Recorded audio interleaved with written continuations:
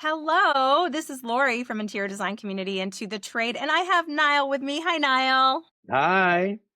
It's so awesome that we are back for our new show for the new season 2026. It's so exciting. I know time flies. Time Time flies. does fly. This is our third year, Nile. We're very excited. Third year, it's going to be our best ever. Lucky number three. I know, lucky number three. And we have Marsha Sefcik with us. I'm so excited to talk to you because we share a mutual friend.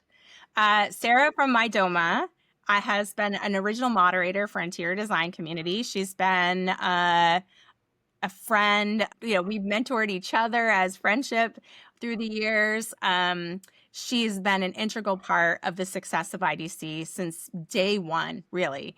And she has such nice things to say about you two. So I love why don't you introduce yourself? Tell us a little bit about who you are and what your business Sure is. thing. Yes, I'm happy to be here. Thank you, Laurie and Niles. So I entered the industry, it'll be 20 years this May, and I know that because that was when my son was born. So before that, I was working corporate. So it was sales, it was training, it was customer service, it was project management. I was doing all those things. And then it came time I wanted to have my family. And I knew I didn't want to work corporate and have my family. That was just a personal choice for me. With that being said, I've always loved design. I had my, back in the day, I'm dating myself, but 20 years ago, we had our magazines. This was before online, right? So I put myself back in school, even though I'd gone to university and gotten a degree, and then I did training in the IT industry. I went back to school at 30 and got my diploma in design and decorating and had my kid. 17 months later, had another one. And I grew my business and started my business very, very much part-time, because for me, the priority was I wanted to be at home with my kids. And my husband, he had his own business. So we were both entrepreneurs with a young family. And I know that that's hard because I've lived it. And so my kids grew up alongside my business. They went with me to the fabric showrooms. They went with me to the bathroom and kitchen showrooms. They were there alongside me. And it's funny because just this past weekend, my husband sent me a picture. I was actually at a trade show offering complimentary color consultations, and my daughter is sitting right next to me. And I asked him, when was that taken? And he said 2013. And so I just want to speak to all the designers out there in that phase of life that it's hard, but you can do it. But just give yourself grace. And it's okay that your kids got to be there with you, because I think that what they're learning and you're modeling to them is invaluable.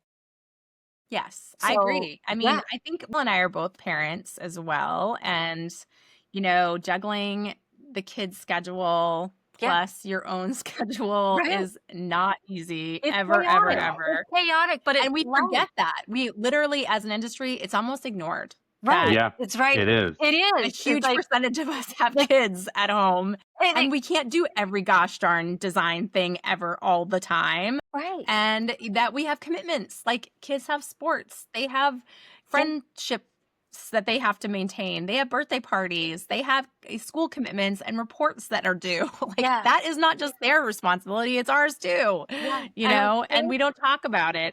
I don't think we even discuss it as an industry that we don't need humanize ourselves. We don't of each other. ourselves. Yeah. No, you're right. In that world, Right. that we need to support each other and be able to talk about it. Like, what are you doing? Like, I have a hack that it's so silly, but my kids were really involved in sports, and so they all really wanted a lot of protein and vegetable meals, and I was told Nile years ago too that I used to do a hack where I would take chicken and I would literally season it, sear it, then boil it down so I could shred it. I shred a bunch of chicken, put it in a huge container, and then I would take that broth that I just made and make rice with it. And I would make rice and put that into the fridge. And it just was easy, ready-made meals that my kids could turn into Mexican food or Asian food or, chicken salad or whatever they wanted. It could go multiple different ways and multiple different meals, but it saved me from making those sandwiches, from making the meals, from figuring out what to do on those stressful days of we just have too many commitments today. We just can't get a meal into these kids that is fast and reliable. They can just kind of figure things out. And it was a lifesaver for me to have these and I would do it every week. I would just do that, or sometimes I would do a different protein and just have it ready to go, just so that I don't have to think about it. And we're still that mom, we're still the parent or dad that still has to do these things to make the household go when we still have commitments that we have to Right. meet. And I agree. You're 100% right that you have to let go of what you think professionalism is. Right. We're all doing the best we can. We all doing the best Yeah. we can. And I think we need to humanize, because I know, they hear you're an interior designer or a decorator, and there's this, I don't know, persona that's associated with that. And so I am always been very transparent with my clients that, I am a human being. And yes, I do this glamorous job that they think that we're doing. If they only realize, how unglamorous it was. But I still have life commitments and family commitments. And so, I've been on that side of things. And now I'm on the other side. Both kids are off in university. I'm a part-time empty nester now. So I'm on the other side of things, but I just want designers to realize that everything's a season of life. And I am a huge advocate for designing a business that supports the life that you're in right now, kind of thing. So, stop watching what everyone else is doing and trying to emulate what you see others doing that you're in. Right? Right. And so I'm a big proponent, build a business that supports your life.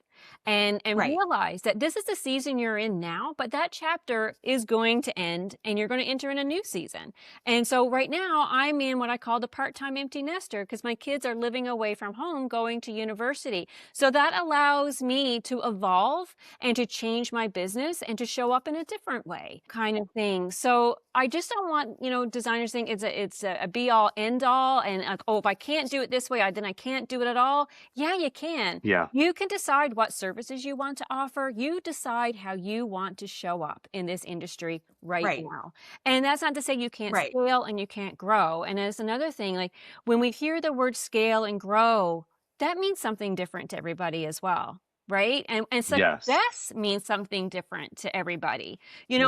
What Okay. I consider to be successful and be success in scale and grow is going to be different for another designer. And so for me, I always come at the table where everyone is at. Like where you're at, that's where I'm going to meet you. And I think that we all need to kind of just take a step back sometimes and just do what I call a reset, right? What's not working and what have you. So, I jumped from when I started in the industry 20 years ago, before, there was sourcing online, you actually had to physically get out and do the sourcing, right? There was no online sourcing. So I do feel things are easier now, right? We can do a lot of things from our home offices that we weren't able to do before. When I entered the industry, it was very much an island. You were very much alone. And I'm sure, Laura, you can relate to this, and you too, Niles. No one talked about how they were doing their business. There was Mm-mm. no It was community. a taboo for sure. Yeah. Right. There was no community. You had to figure it out on your own. There was no mentoring. There was no coaching. There was no supporting. There was nobody to talk to. So here you are, you're a young mom, which motherhood is lonely. I don't think women talk about that enough. And Nope. then being in business and being a designer is lonely. And that is something that I do hear from the designers that I work with. Once they start working with me, often within the first couple of weeks, they'll say, I so look forward to my meetings with you, because that is something for me to look forward to. I know I'm going to have someone to have a conversation with who gets it, who understands it, and they're not lonely anymore. And that fills my cup, right? Because this is a very I love lonely it. industry, Now, you said two things during that conversation that I think I really want to highlight. The first thing was that you talked about you're in the season of life. And, I am a detail-oriented person, especially when it comes to money. I just Yeah. always have been. I like to know down to the Same. penny what I'm making at Yep. all times. Definitely. And I plan out things like I'm going to put this much in savings. It's already divided in my head. I already know where every bucket that it's going to go in. That's just how my brain works. And so when I first came in this industry and heard about flat fee, and, I know designers that utilize flat fee in a way of not tracking hours. Not always, not always. Some of them have figured that out. And that is like, and to also further say, like, some of them have figured out, hey, I know what I'm bringing. I know what my profit is. So I know I'm good. Like, I'm okay with my flat fee, but I don't know how much I'm making per hour because I'm not tracking any of that. And that, as somebody who comes from the corporate world, as I have, it's hard for me to wrap my head around that because I want to know where I'm making money so I can make more money. I can make better decisions. But we interviewed Meredith Huck from House of Huck a while ago. And Okay. she's like, look, I've got the kids at home. Yeah. I don't have the mental bandwidth to chase down every dollar. This is what I can do today because I just can't. Maybe when the kids are older and they're more independent, I'll be able to do that. I know I'm making great money because I'm putting on an addition to my house and I'm doing really, really well. So my husband's working with our company. Like those things, like, you're doing well because you see the financial success, but you don't know necessarily where your holes are, and profit losses are. And you know what? Good for her. Like, good for her. Like, to have figured out what she's able to accept and what she's able to manage and what she's able to handle. And she knows she's a really sharp girl. She knows that she could probably make a little bit more if she was tracking every spend and every piece of revenue so that she could maximize that. But this is what she has time to do today, Yeah. and that's okay. But she also had a really healthy minimum, though. I mean, she had a strong minimum, and she was like, Strong "This is minimum. this is the minimum, and if it's a powder room you're going to design, and you're happy paying me, 20 grand for a powder room, fine. But you know that I'm not designing for less than that amount. Right. So Yes. if it's Yeah. just a powder room, You've got to so find out where your parameters are in that, yeah, You do. right? yeah, You do. And yeah. to make sure at the end of the day that you're bringing home what you need to be bringing home. Like, And that those was are her the two point. Yeah, factors, exactly. So Yep, you yep. know. I tackle that two ways. First of all, when I'm having my initial conversations with a designer, I'm like, okay, how much do you need to make? Then we reverse engineer it.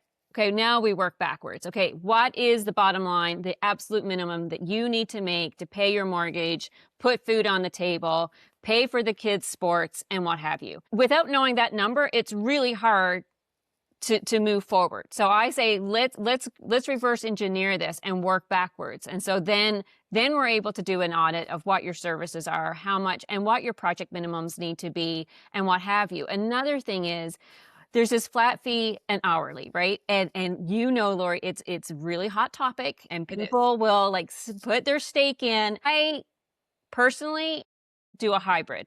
So I will do a flat fee for the portions or the parts of the project that I have control over. So like putting together design concept, getting the quotes, because I know from the years of experience how long that takes me to do. And I know that there's not a lot of variables there that are outside of my control.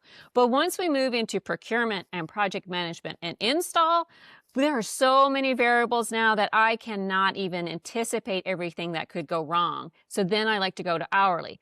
Whether you do flat fee, hourly, or a hybrid of the two, I still strongly recommend that designers track their time. Because if you're not tracking your time, then how can you do a realistic audit of your past projects? And can you identify where what I call your chaos leaks are? Right? You can't identify where your chaos leaks are in your process if you're not tracking your time.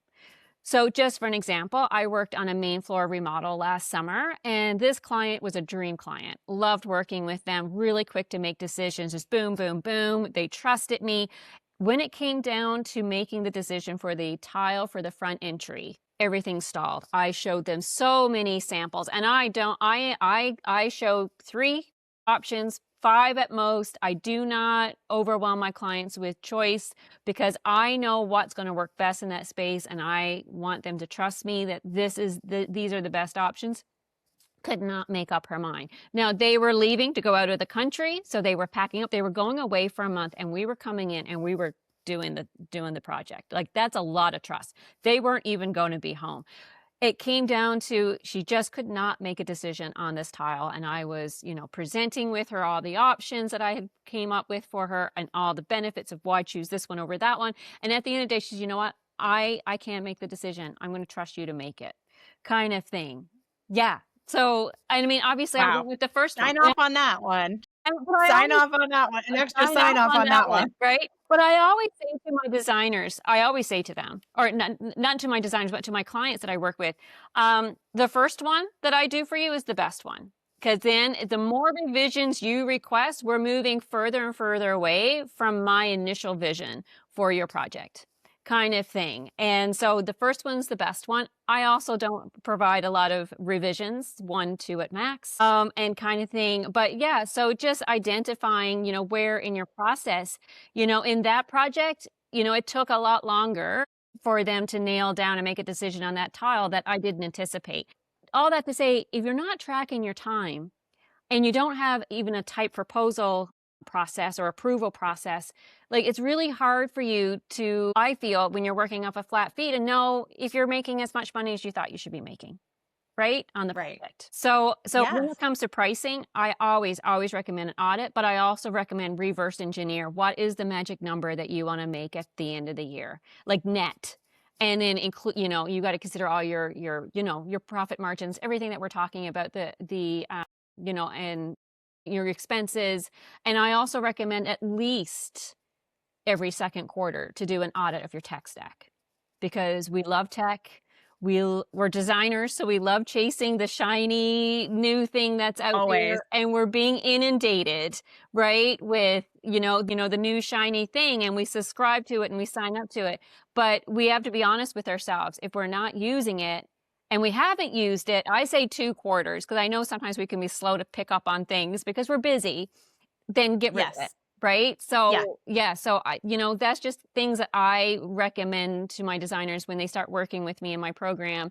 Okay, this is what we're going to look at. Let's be honest with ourselves and let's figure out what your numbers are, kind of. Yeah, I Yeah. agree. We talked about that last night in We our did. profit Yeah. challenge as Yeah. well. Like it's Yeah. tech stack. Sometimes these subscriptions we Yeah. get all excited about, We oh, do. that's going to save my butt. I'm going to be so productive. And then you get in and you're like, this is hard. Can't figure this out. How Yeah. do I do this? Exactly. How do I do Exactly. this? And then I Yeah. don't have time. And Yeah. then like I Yeah. forget about it, Yeah, we do. We forget about it because it's Yeah. not coming off our credit card, right? Like it's just Yeah. easy. And we forget. Yeah. I have a designer just last week that was telling me it's finally time to say goodbye to Photoshop. I've had it for, and it's like sometimes it becomes an emotional attachment to some of Definitely. these programs. Definitely. Yeah. Like I had it for so long. I don't use it anymore. I Yeah. haven't used it in 2 years. Yep. No, I got to get rid of the subscription finally, or it's Dropbox because you're using Google now. It's like these little things get kind of emotional because we've used it for as long as we have, and we remember it working Yep. at one point, but it Sure. doesn't anymore. Yeah, I have a funny story for you about Photoshop. So I applied to freelance as a designer when my son turned 13. We had moved for a short period of time. So I kind of had to say goodbye to my business here locally, and we moved to another province for all of 18 months. And I missed design and I still want to show up, but I knew it wasn't, in my best interest just try to start a new business, locally where we were. So I signed up to freelance as a designer. And so one of the things on the application was, do you know Photoshop? Check. Yes, I know Photoshop. So I had to do a project and I had to render in Photoshop back in those days before we had all the rendering tools and what have you. And so I taught myself to render and use Photoshop like within 24 hours. I had 24 hours to do this project and submit it, kind of thing. So yeah. So anyway, I taught myself to do it. Were there tears? Yeah, there was tears and there was moments of frustration, but I got that project submitted. I got the job and it was really, really good for me. And I did that for a couple of years. I freelanced. I learned a lot about the online interior So design did you space. know Photoshop before you? I'm Not at just getting that. all. You didn't Not know at it all, actually Laurie. before? Not at That's all. so fun. No Photoshop Make experience. it before you make it. I love And it. my husband's like, what are you doing? And I'm Wow. like, I'm faking it until I make it. I want this job. This is going, Yeah. I want to show up in this space. I want to learn as much as I can about the online interior design space. And if Photoshop is my ticket to get there, then I'm going to do it, kind of thing. I'm So, going to teach myself Photoshop. and I learned Photoshop. I mean, again, the Did you tools. go on YouTube back then? Is that what you Oh, did? Like my YouTube husband, videos? my husband found me a course on Skillshare. And Okay, because yeah. there's a ton of Photoshop courses back then, there were a ton of Sure. courses, but not interior design related. And I need to know how to Right. render a room, right? Not edit a photograph kind of thing. So he found me an interior design related Photoshop course on Skillshare. I went through it step by step and built out the room. And like I say, I freelanced for a couple of years. It was amazing, learned so much. But then, of course, new programs came out and I start using those to render. It took me a while to remove that Photoshop expense monthly because, yeah, you had an emotional tie to it. Like, I still look back and I'm like, I did that. Like, I didn't have any experience and I learned it. I was badass at it. And I, Right. and I, And it helped your family at that it moment. So you totally did. kind of feel It like we're totally did. connected. Yes, it Yeah. totally did. And, and again, like my kids got to see mom learn a brand new software, right? And I just think that's Nice. invaluable. I do think that's invaluable, especially now with a 19 and 18-year-old that they've seen both parents like evolve and, and just grow and learn and not be afraid to try new things, right? Right. Yeah. Yeah. Yeah. Yeah. I think a lot of that because, Nile, he's in the weeds right now. So our kids are older, they're younger. So he's about to enter some teenage phase stuff. Ooh, Like fun he's in time. for it. Well, we're there. I mean, so there's four of them from seven, ranging seven to 15. Yeah, Okay. 15. Yeah, So Yes. he's about to yeah. get the license. He's about to get the Yes. freedom. Ugh. Like, Yeah. Yes. Yes. it's very, very scary. Yeah. I'm worried for him. But he's the best dad. I mean, he really does talk to his children and use the business examples of his life and all of the things that he does to give them lessons about what they might want for their future too. And you're right, like watching, you know, children so often absorb what we're doing and not just Yeah, necessarily what we're saying. Definitely. yeah, Seeing that you Definitely. can handle difficult client situations, seeing that you can navigate stressful situations that you're navigating through your business or learning a new software or, taking on some new thing. And then sometimes the joy, like, Nile's kids think that he's kind of a rock star because he has a podcast. Right. He's a superstar. So Exactly. just seeing you through their eyes. I've taken my kids to trade events and they're like, "Oh, everybody loves to see you and says hi to you." And they're like, "Oh, it's so Yeah. crazy." Yeah. And Yeah. they think it's a little cringe, to be honest. They're Of like, course. Of "Why course. do they think you're Yes. special? You're Yes. not." Yes. Don't. So they Yes. keep me humble. They keep me humble. Oh, they sure do. They sure do. Yes. Yeah. Yeah, for But sure. it's good modeling for them because they're in their careers, they have taken on more, even learning things in different ways. I remember my daughter was in high school and I was actually pretty surprised by this. She was young high school, it was like ninth grade, and she was asked to there was a competition, group competition in one of their classes where they had to do a fake installation of a statue in New York City. And they had to know what that would cost, how heavy it would be. And she took it upon herself. I did not have anything to do with it. She wrote to somebody. She found a museum in New York City, and then she found a list of sculptors, and she found a name that she thought like was a little further down on the list, so maybe not as in demand. And she wrote to that person and said, I'm doing a school project. How would this be done? And she won the competition because she found out that those temporary statues in New York are actually done with foam instead of marble. And then they stucco it and they make it look like marble, but it's not really marble. They move these big, huge statues in that you see, but they're foam, usually foam cast. So she made, obviously her statue cost the least amount. And she also planned a lighting plan. She talked to one of my design friends who has a lighting design background and figured out how it would be lit. And she was just a very technically minded kid, but I was shocked about it. I mean, I really was like, Yeah. she took it upon herself to do all of that. And she was 14, 15, like it was surprising that she went that next level to reach out to someone and really talk to people and ask for resources in that way, like you would if you were planning a real Exactly. project. And I think that is because of what you just said, like the modeling of problem solving and how you'd get things done. I never told her to do that. I wouldn't have even thought to tell her to do that because I would have been like, well, you have to figure out how much marble costs and that's what they're asking for. I just wouldn't have thought to take it to that length, and she did. So you're right. You're 100% right that's what's happening. Yeah. Yeah. And now on the other side, as an empty nester, then, now there's different life responsibilities. And I do work with a lot of designers now on the other side of this. And they're saying to me, I've been as designers, we come into this industry, so many different backgrounds, right?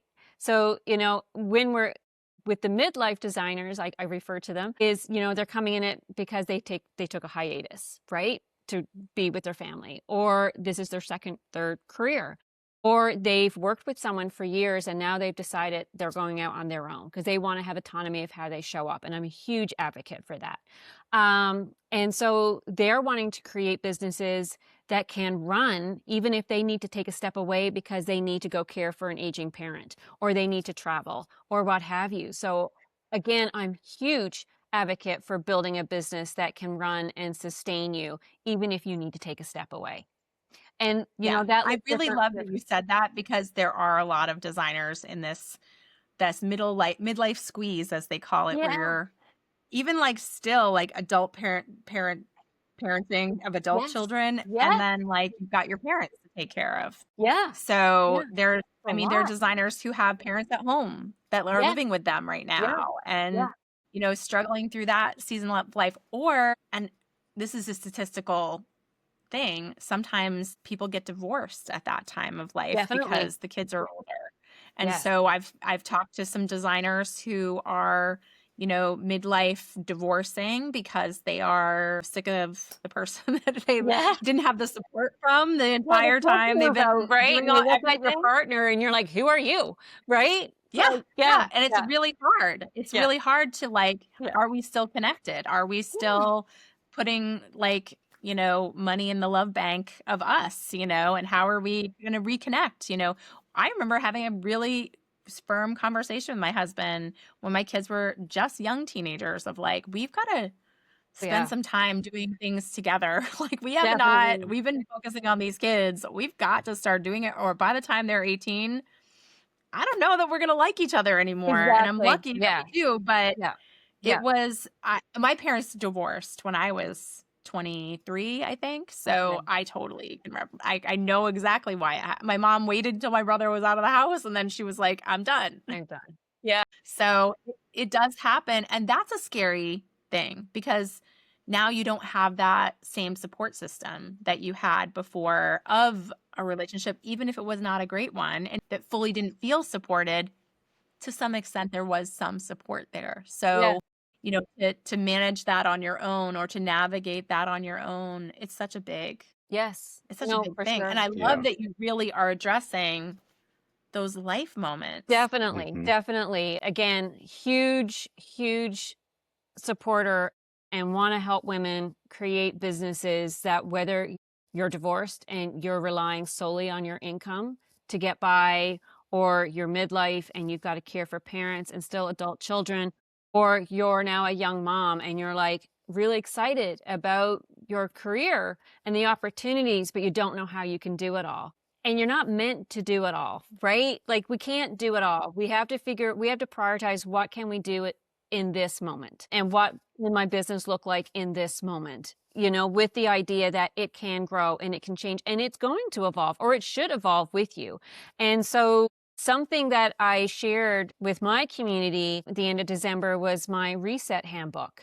And it's not about, burning it all down and starting over or anything, but it's definitely about taking a moment and letting go of what no longer working for you, and what do you want, 2026 and the next, say 5 years to look like? What do you want this chapter to look like? Because you get to write it and you get to decide how you show up. So that's the work that really fills my cup, and that's the work that I do in my community, because there's more than one way to build a design business, and I firmly believe that as well. I agree. We've all been on the Agreed. calls. We've all been on the calls, where, you've had someone tell you, oh, well, you need to be working with this. I can remember. Okay, wonderful. So I can remember being on a call and someone tell me, well, this is who you need to work with, and you shouldn't be taking projects under this budget. And I live in rural Nova Scotia kind of thing. I'm not in a big Mm, metropolitan areas. I was like, I got off the call and I'm like, well, I'm not going to work as a designer if that's what I have to go by. So I mm, never listen. I do a lot of listening, a lot of guidance, and I work with the designer so they can show up in the market that they're in, provide the services that they enjoy providing. Because you know what? If you hate doing kitchens, then don't do kitchens, right? If Right. you're done with doing living rooms, then don't do living rooms. Again, you get to decide. So anyway, that's the work that I do. And I always say, creativity is such a small part of this business. Relationships mhm, are huge. And I do feel, now in our era, or when in my era, it was very lonely, as we talked about earlier.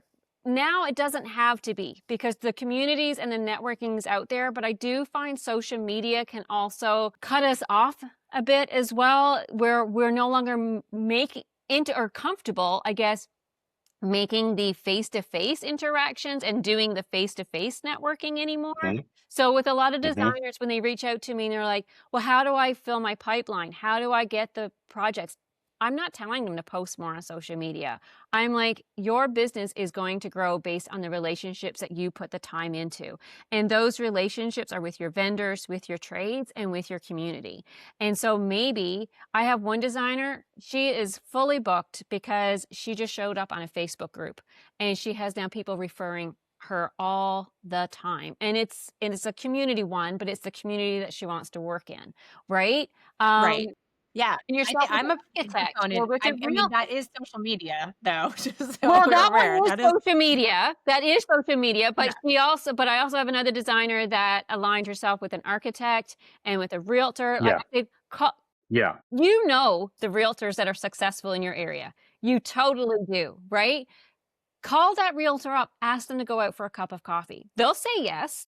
Meet them, have a conversation with them, share with them. Don't be salesy, not in that first call. I will tell you too, another thing you could do is, as a great design, I always am like, utilize your social media and your blog posts sometimes to flirt with these networking people before you meet with them. So instead of like just asking for someone to help you, think about Right. how you can help them. So if you wrote a blog post of like, here are the top real estate agents in our city, boom, boom, boom. And like, then you reach out to them after you've shared that post, tag them on Instagram, and then you reach out and just ask for coffee. It's so much goes better for you Right. because you've just like a week later, a week earlier, given them props, like it's Yeah. the same, like the Yeah. same thing that you would want is Right. somebody not just to like bleed information out of you and resources out of you, but to help them too. Yeah. I just find Yeah. that a lot of us now, because so much of our work is online, that the idea of putting ourselves out there in an event or a community, it's daunting and it's overwhelming. Well, I think since COVID, right? I mean, people are Oh, not, yes. Yeah. it's an anxiety Yeah. thing going Yeah. out there and talking to people. Yeah. I would say I don't have it as much, and Nile would possibly be like, "Oh, you're fine," because he knows he's been with me to events, but sometimes I do get to a point where at the end of the day, I'm like, "I really can't talk to anybody else Of course. Yeah. today." Yeah. Yeah. Like, I No, for really sure. can't. Oh, I'm, like, no, for drained sure. out. I've done Yeah. my talking, my shaking hands, my hugging everyone. I love them. Yeah. I love seeing them, but it's like I need to be But away from it. I've seen after it. you I've have seen a date, yeah. Yeah, But yeah. after you have a day like that, like when you come back from, like, I know you're heading to Vegas here soon. Like when you get back, will you give yourself a day to just like regroup and not like, and just have a quiet office day? Because Sometimes I do if I can. So if if you I get can, like this past trip, I went to Florida for Design Edge, for promoting Design Edge, and I yeah, get back on a Saturday. yeah. So I was able to have the weekend to recharge. This next trip, I'm getting back on a Monday. Okay, as you were saying, So I always encourage designers to put themselves out there, build the relationships, because from the relationships is how you're going to build your business. We can't continue to be islands. We can't continue just to be in our home offices or behind our computer screens and just posting on social media. Yes, there's designers out there that has completely fulfilled their pipeline by just posting on social, but there's also a ton of them out there that that's not working for them. And so when that's not working, then you need to show up where your clients are showing up. And where are your clients showing up? Is it at community events? Offer to partner up with a vendor to offer an event. I mean, and over the past 20 years, I have done it all. I have done it all, and and just show up where the clients are, right? And yeah, I love it. yeah, And not everybody likes social media, and that is no, okay. If that's that's okay. not your love Yeah, and you hate doing it, yeah. don't do it. Don't do it. I You know. know? I But know. also, like, I also will say, if you do like doing it, but you're like, "I'm still not getting the traction," and I find this with any marketing effort because I talk to designers so often. Like, if you don't I get that you might not like certain aspects, but if you're telling me something and I'll tell them about newsletters. Like so many designers tell me that referrals are their biggest source of income, and then they don't do a newsletter. And I'm just like, why? You have to do a newsletter if your biggest source of income is referrals, Yeah. because that's how they'll remember you. That's how they'll stay. So it's not to say you can't ignore every marketing effort No. because you don't like to do it. No. We all don't like to do everything. No. I probably wouldn't even be online anymore if but I like social media, but I probably would go offline for a while if I didn't have to do this business because it's a lot. So I get it. But also, I sometimes see designers doing it incorrectly. And sometimes you have to do the work of, is my marketing effort having an ROI? And what do I need to look at to learn how to do something differently so that it does have an ROI? Exactly. Because nobody wants to waste their time. No. I mean, No. nobody really wants to waste the time. No. We all have limited time. I mean, having even the marketing time that we can allocate per week, how do you want to split that up? Are you going to do a newsletter? Are you going to do a blog post to have some internal SEO for your website? Are you going to ask for reviews? Are you going to do a video on Instagram? Whatever that might be, figuring it out, but you have to also think about it as a strategy. Like, am I learning what I need to learn to do this effectively?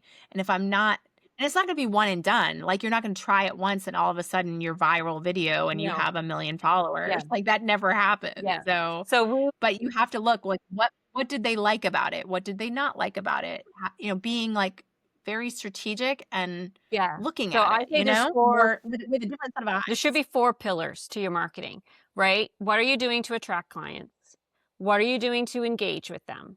And then what are you doing to nurture not just the people that's eyes on you, but to nurture past clients? Because come on, we need to be building our referral business. And then what are we doing to delight them? Like what are we doing to, to make them feel good and what have you? So I always attract or go at the Well, marketing that strategy. last piece is really important, Really Marsha. important. Like, Yeah. I can't stress that last Yeah. point enough Yeah. because Yeah. so many times I see marketing content from designers and I'm like, can you look at that from like, would the client really buy because you put that out Right. there? Like, honestly, like, do you really think that's attracting, Right. or is that attracting the kind of client you really even want? Exactly. You might say, I can do this, this, and this. I can do color consults, but do you really want to do color Exactly. consults? Why did Exactly. you say that you do Yes. that Yes. if you don't want that? Yes. Yeah. No, for sure. So, like, definitely, like, you gotta think about Or your but or focus. honestly, vice versa, honestly. Like sometimes you don't say the thing that you're afraid to say, and you're getting clients that are steamrolling over you. And maybe you need to say, no, you need to put boundaries down and say, no, I don't take clients like this, or I say no, or I don't put up with this, or I don't put up with that, because then you'll get clients that, I remember years ago, a friend of mine who was like, if you are going to put carpet in your bedrooms and don't call me. And I was like, oh, I was like, I can't believe you said that. But then I thought about it and I was like, oh my God, I respected her so much, because I thought, wow, like she like had the ball, like she just said it. Like, I'm not she was doing like a tour of a project that she was currently working on. And she's like, I'm just not interested. Like, if you think that putting carpet in your bedrooms is cool, great, but I'm not your girl. Don't call me. And it was matter of fact. She didn't sugarcoat it. And I was just like, but like, as I thought about it, I was like, that was kind of cool that she said that, because now she's completely eliminated a whole pool of people who are going to call her and not trust her judgment. Yeah. So, Yep. So I yeah, always say you don't have to be everybody's cup of tea. Right. yeah, Yeah, there you you go. do That's not it. have to be everybody's cup of That's it. tea, right? You That's it. don't be throwing spaghetti on the wall when it comes to your services and trying to attract clients just to say you've attracted a client, you've got a project. Because at the end of the day too, what are okay, you've got a project. What are you willing to sacrifice to work on that project, right? If it's not I hate this terminology, but if it's not your ideal client, or it's not the kind of project you want to be working on, then should you even be doing it? And I know it's hard to say that, and it's hard to say no, especially early in your business, because you're thinking, well, I just need, I need the money, but I need the experience. But from day one, especially when it meant taking myself away from my kids, is like, what am I willing to sacrifice? And is the sacrifice ROI going to pay off? Because if it wasn't, and this project and I was terrible, and 6 months in I was hateful, that wasn't fair to my family, even if it meant the money was coming in, right? So I always say, what is this the sacrifice you're willing to make? And it's okay to be honest with yourself and to be authentic and say, you know what, I don't want to work on a project that has carpet in the bedroom. There's nothing wrong Yeah. with you saying Because that. not and just like you said, you're not everyone's cup Oh, of I'm tea. They're not definitely your not. cup of tea Yeah, either. and I'm You okay know, with like Yeah. that. And Yeah. I'm okay with that. And at this phase in life too, I'm very choosy about who I want to show up for and who I want to work with, because I don't want it draining my energy. And I know a lot of people shut down when you say the boundary word. You just see it when you're on Zoom with them, right? They just shut off, and you don't want it to end up being a counseling session with them. But I had one designer, she was like, yeah, this woman's partner, he's calling me all the time, all day of the night, all weekend. He's wanting to see statement of account, and he's wanting to do this. And you know what? I'll do it for him. I don't care that he's got me running around like with my head cut off. I'll do it for him. I would take care of his firstborn if he wanted to, because he's paying me so much. And I'm like, you've lost the plot. The train's gone off the rails. He's running the job, and he's running you, and you are not showing what your value is, and like, there's so many problems there. And this one project alone could burn you out. And it's okay to have boundaries. It doesn't mean you're unkind. It doesn't mean you're not going to be available to your client, but it does mean that you have respect for yourself and your time, and what have you. So yeah, boundaries you just see people shut down when you mention the B word. now I want to do some quick fire Yeah, stuff before, sure. I because we're love that. gonna probably run out of Yeah. time. And I love that you have a sales background and customer service background, because I think that's something I have as well. And I think that that's a really missing component in Definitely our is. world, because designers, as Nile will say, do not like to think of themselves as salespeople, but certainly are. And it takes a while to like wrap yourself around your head that you're a salesperson. Definitely. And even then, there's conflicting, I feel like there's conflicting feelings about the ethics of it, Mm-hmm. because you feel like, well, because I'm recommending the product and I'm managing the budget, should I be able to upsell someone? Should I be able to talk about this as a sales perspective? Should I really care about the profit as a individually or just as a whole? Like, there's a lot of like guilt and around that, I think, that designers carry. It's particularly, should I upsell? Should I not upsell? I find that a lot. We have that conversation a lot. And I'm actually going to Vegas to Left Bank Art. We're having a panel discussion on how to upsell with a group of designers. But it is really tricky because you are the recommender as Right. well, Yeah. right? But you have to think about it from any other perspective. You're in sales, I've been in sales, you've been in sales, I've been in sales. Like sometimes when you're upselling, it's because that's a better product. Definitely. And it is I mean, most of the time when you're upselling, you're like, this is your low end, this is your mid, this is your really luxury, good stuff. And it's going to be more expensive, but it's the best. It's going to perform really well. And long term, it's going to save you money because it's not going to cause the problem. I was in the art world. So it was like the canvas that you buy, it's not going to crack, and get damaged over time, or the sun won't fade from it because you're looking, and because these were clay prints, so, selling the better product isn't necessarily bad, but when you're balancing the budget and you're trying to stay true to the budget, which is an ethical thing to do, it can be super tricky because that reach product could put them out of their budget.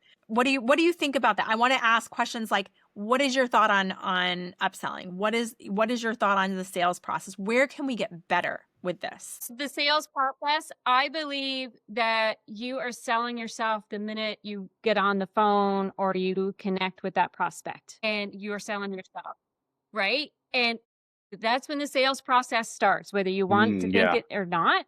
And then when you show up for that initial consult or you send out the proposal, I know so many designers send out the proposal and don't follow up. They send it out and they're like, I didn't hear back. And I'm like, did you follow up? Well, no. And I'm like, why didn't you follow up? And kind of thing. And then when it comes to upselling, at the end of the day, we are in a business. We're making business, we're doing business, and we need to make money. And if I am recommending a product, I am recommending the product because I believe it is the best one for the space and for the project, and what have you. And I have it in my contract, yes, there's going to be trade and markup.